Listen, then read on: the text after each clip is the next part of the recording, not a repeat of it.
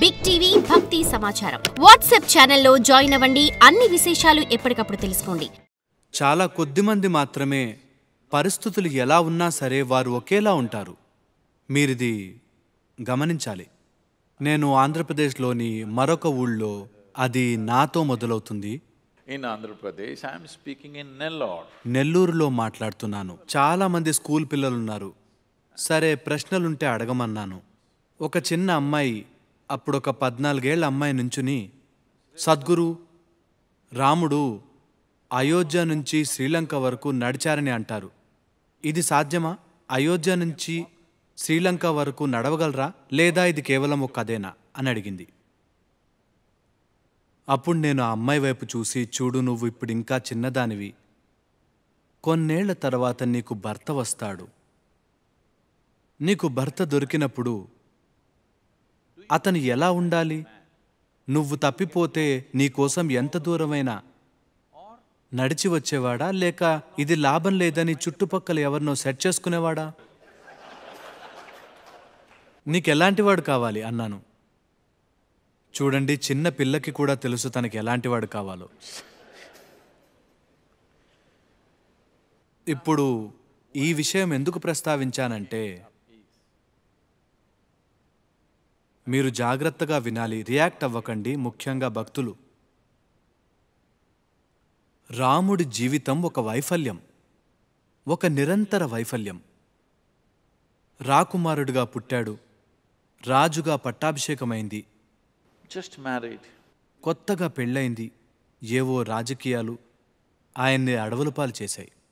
అడవుల్లో ఉండటం అంటే ఏదో టీవీలో సీరియల్లో చూపించినట్టు అదొక రొమాంటిక్ విషయంలా చూపిస్తారేమో, కానీ అడవుల్లో జీవించడం రొమాంటిక్ విషయం కాదు. I have నిజం, నాకు స్వానుభవం ఉంది. నేను కొన్ని వారాల పాటు అడవుల్లో ఉండిపోయాను. అక్కడి ఆహారమే తినేవాణ్ణి. కానీ 3-4 వారాల తర్వాత నేను ఊర్లోకి జనాల మధ్యకు వస్తే వారు నన్ను గుర్తుపట్టలేకపోయారు. అలా ఉంటుందది. యుక్త వయసులో ఉన్న భార్య, ఆమె అడవుల్లో పెరగలేదు, తను రాజకుమారి. ఆవిడతో అడవిలో జీవించడం రొమాంటిక్ విషయం కాదు, అక్కడ జీవించడం కష్టం. ఈ విషయం తెలిసి అతడి తమ్ముడు కూడా అనుసరించాడు,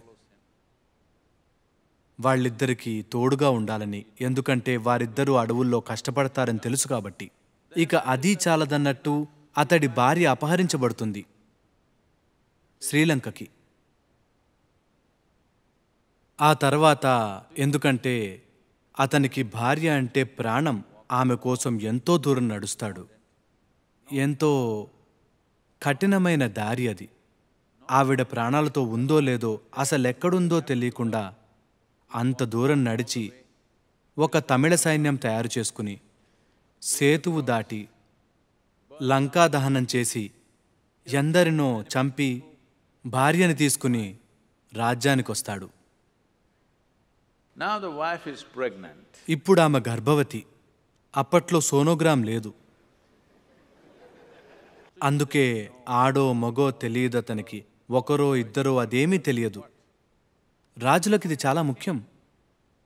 ఒక రాజుకి కొడుకు ఉండటం చాలా ముఖ్యం, ఎందుకంటే వంశం కొనసాగాలి కదా.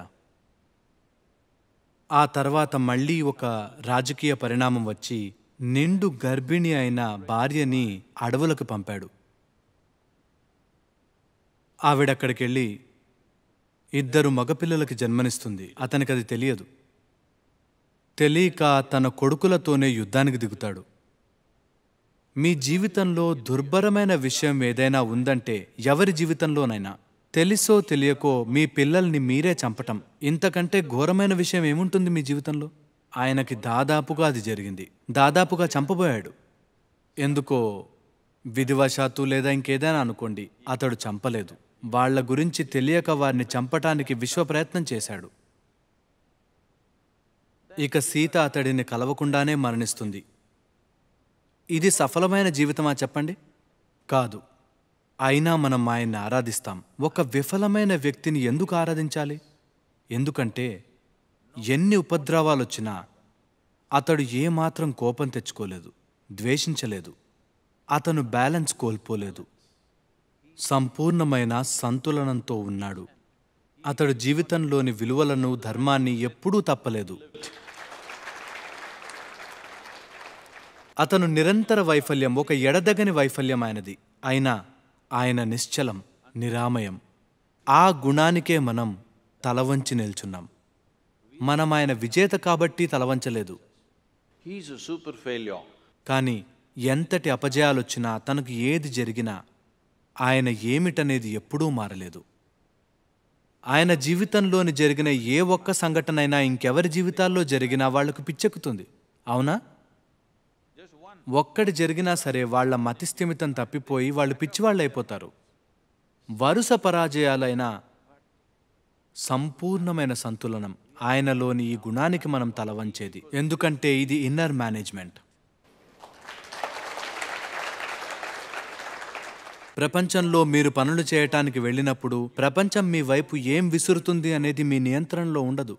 కానీ మీరు దానితో ఏం చేస్తారనేది మాత్రం పూర్తిగా మీ చేతుల్లోనే ఉంది. మీరెక్కడికైనా, ఎలాంటి పరిస్థితుల్లోనైనా వెళ్ళగలరు, ఏదైనా ఎదుర్కోవచ్చు. ఎందుకంటే మీలోనే ఆనందం ఉంది కాబట్టి. రాముడి అంతరంగమే శాంతం. Peaceful chemistry. మీరతనికి ఎంత కష్టం కలిగించినా,